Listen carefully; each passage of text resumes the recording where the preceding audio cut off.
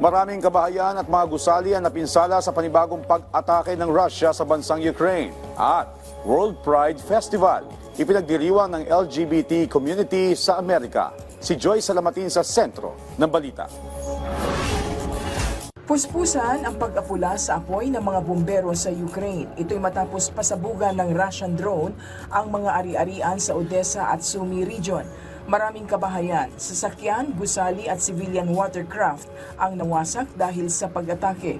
Sa Lebedin, napinsala rin ang gusali na naglalaman ng mga gamit pang agrikultura. Ayon sa huling tala ng otoridad, 3 ang patay at 6 na po ang sugatan, kabilang na ang mga bata.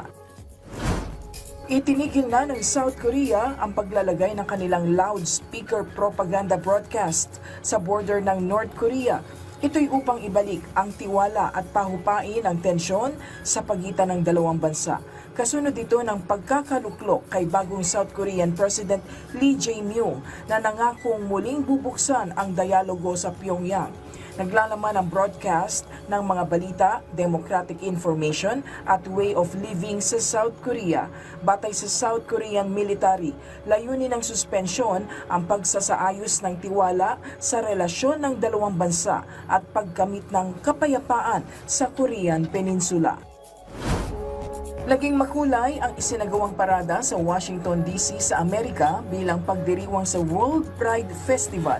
Makikita ang makukulay na rainbow flags ng mga miyembro ng LGBT community na sumusuporta sa kanilang mga karapatan. Sa kabilayan ng pambabatikos ni US President Trump sa grupo. Ayon pa sa mga lumahok, pinapakita lamang nito ang kanilang pagkakaisa at hindi sila matitinag sa administrasyon. Joyce Salamatin para sa Pambansang TV sa Bagong Pilipinas.